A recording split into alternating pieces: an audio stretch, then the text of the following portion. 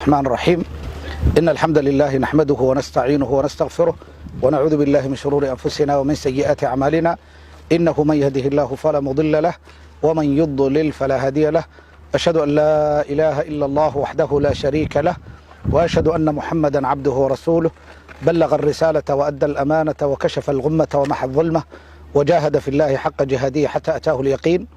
أما بعد فإن أصدق الحديث كتاب الله وخير الهدي هدي محمد صلى الله عليه وسلم وشر الأمور محدثاتها وكل محدثة بدعة وكل بدعة ضلالة وكل ضلالة في النار. اللهم إنا نعوذ بك من البرص والجذام والجنون ومن سيء الأسقام. إلهي سبحانه وتعالى أيان كما قالينا حنونada xunxun oo dhan xilligan waxa aad iyo aad u taagan oo adduunka aad iyo aad u afeeyay xanuunka COVID-19 runtii wuxuu noqday virus adduunka aad iyo aad uga yaabiyay oo mushkilad ku noqday waxaan shaki lahayn sida hay-adaha caafimaadka ee Soomaaliya ay sheegayaan in wadanka soo gaaray xogaha kale waxay sheegayaan in waliba ihsaa'iyaadka ama maxaan kula tira koobka la sheegay wax ka badan ay jiraan. galabta marka waxaan rabaa halkan inaan kaga hadlo in loo baahan yahay asbaabta in la qaato oo qof walba uu dadaalo. waxaan rabaa galabta inaan xooga sii saaro waxa ayaantan aad iyo aad u fara badan haddii loo baahdo masaajidda ma la xiri karaa si loo ilaaliyo maadaama masaajiddu ay yihiin meelaha ugu badan oo dadka muslimiinta ay jecel yihiin oo isugu yimaadaan oo jumcada iyo jamaacada lagu oogo.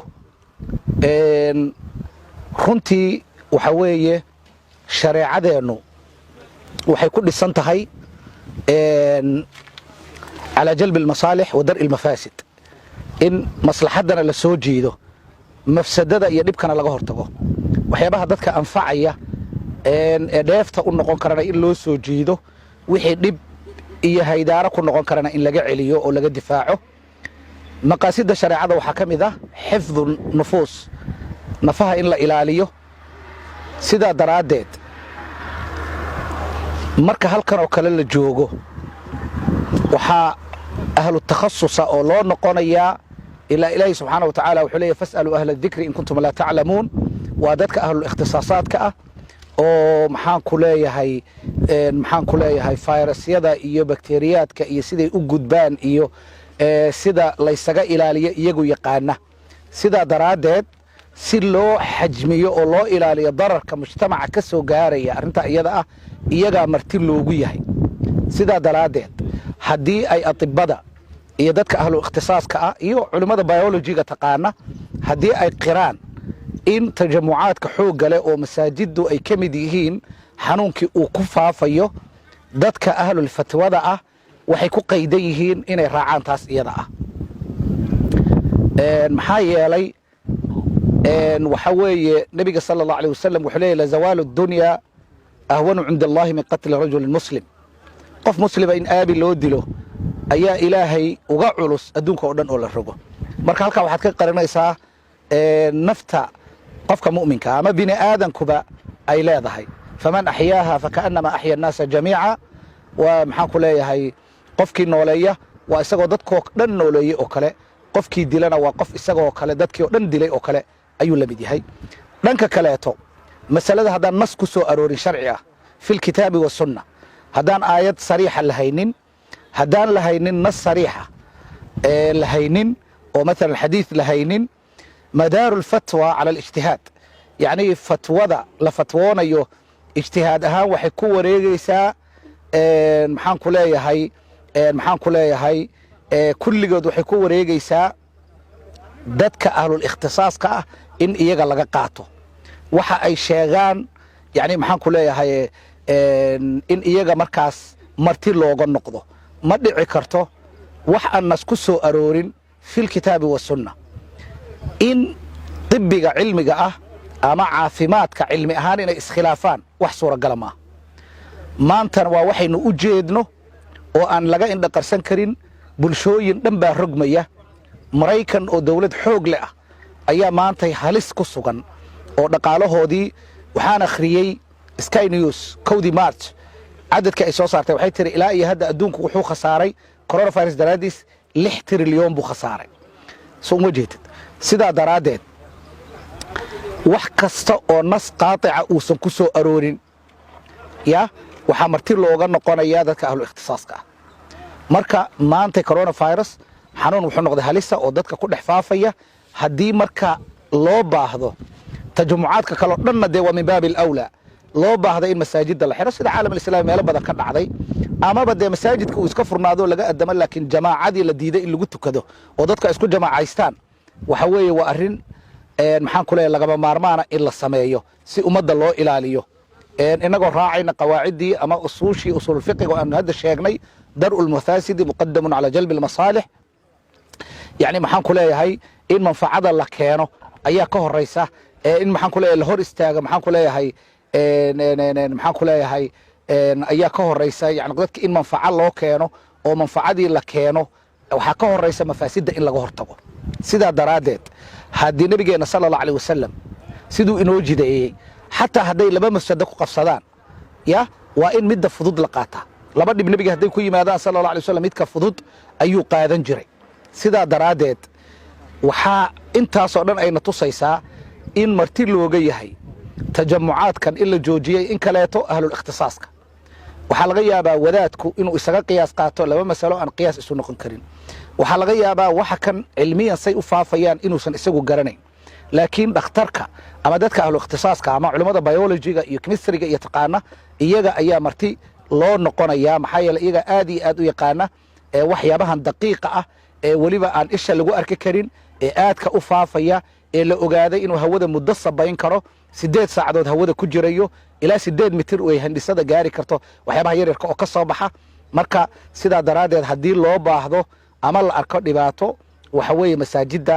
waa la xiri karaa sida caalamulislaamiba ay ka dhacday oo meelo badan oo caalamulislaamiya ka dhacday haddeerba oodba ogtihiin xarabaynkiiba inay xiran yihiin qodobka saddexaad waxaa weeye in jamaacada salaada jamaacada laysku jamaacaysto looga tago in cudurrada faafa looga fogaado iyo tawakulka ilaahay in la tala saarto isma diidayaan waxaa daliilkuuga ah nebi moxamed sala allah alay wasalam waxaa la yidhi go'aanka markaad qaadanaysid washaawirhum fi lamr dadka raggan saxaabada oo kula jooga la tasho khaasatan dadka ahlu shuurada ah la tasho fa idaa cazamta fatawakal cala allah maxaa marka hore talada dadka loo weydiinayaa talada dadka in la weydiiyo oo la tashadaa waa min baabi alakhdi bilasbaab waa asbaabtii in la qaato wey waxaa kaloo la mid ah icqilha watawakal yani hashaada dabro ilaahayna tala saaro sidii nebigu sala allah alay wasalam yidhi marka tawakulka iyo in la dhaho tajammucaadka salaadu hadday dhib keenayaan ha laga tago isma diidayaan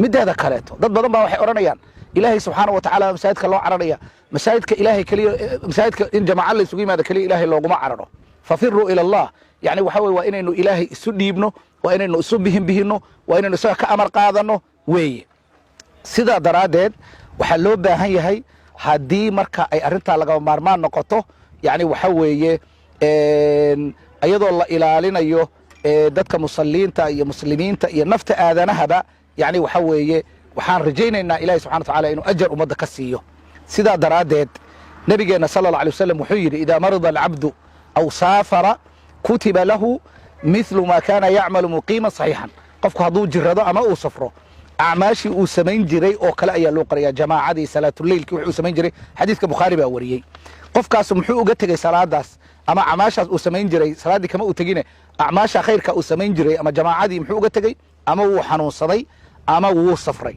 maxaad u malaynaysaa qofkii uga taga inuu ummadda ummadda oo dhan nafahooda u ilaaliyo runtii waxaad moodaa inay taasu ka sii awlaysan tahay oo ka muhiimsan tahay sidoo kaleeto waxaa weeye waxaa laysla qirsan yahay oo hadda laysla ogol yahay qofka xanuunsan ama looga shakiyo in lagu khasbaya in masaajidkii laga celiyo ya masaajidkii in laga celiyo sidayba ahaan jirtay sida magriisi ay soo guuriyeen dadka judaamka qaba iyo ay u dhaheen waa bannaanta in masaajidka laga celiyo haddeerna waxaa laysku waafaqsan yahay qofkii lagu arko qandho iyo qufac iyo sheekh walba wuxuu leeyahay gurigaaga iska joog mawjeeda sidaa daraaddeed qofkan marka aan isagu xanuunsanayn haddii la dhaho maadaama dadkan masaajidka ku soo tukanaya weliba inagoo hadda soomaaliya joogna oo ay yar tahay nidaamkeenna uu aad u liito caafimaadku wax lagu baaraya yar yihiin haddii la dhaho war dadkan cid xanuunsanba lama garan kare dadkan caafimaadka qaba ha la ilaaliyo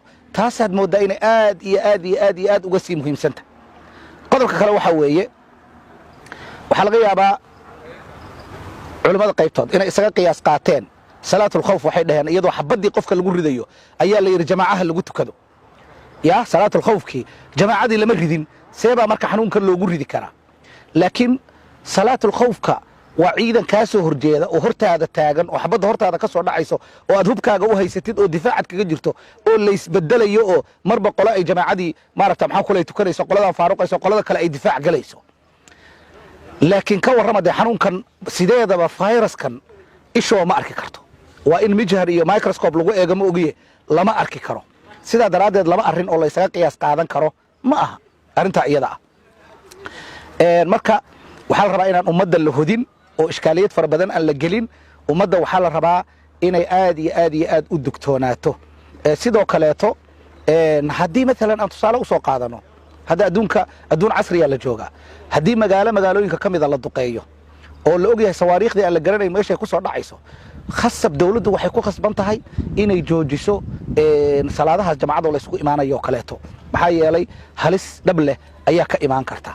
sidaa daraaddeed in xanuunka loo joojiyana waxa weeye way bannaan tahay. waa masale aad iyo aad ugu baahan.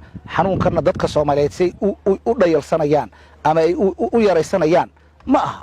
nebiga sala allah alay wasalam haddii uu yidhi magaalo daacun ka dhacayaa la geli, dadka joogayay ka bixin. ya laga sheegay xataa maalan maxaan ku leeyahay daacuunkii cimawaas ee shaam ka dhacay, maxaan ku leeyahay in ninka la yidhahdo camr ibn alcaas uu dadka ku amray inay buuraha iyo kala galaan oo la kala fogaado. yacni waxa weeye in marka wax alla wixii wiqaayada ama ijraa'aadka caafimaadka ilaalinaya la qaato waa wax aad iyo aad lagama maarmaan u ah oo ummadda in la ilaaliyo maxaan ku leeyahay u sii baahanaysa weeye.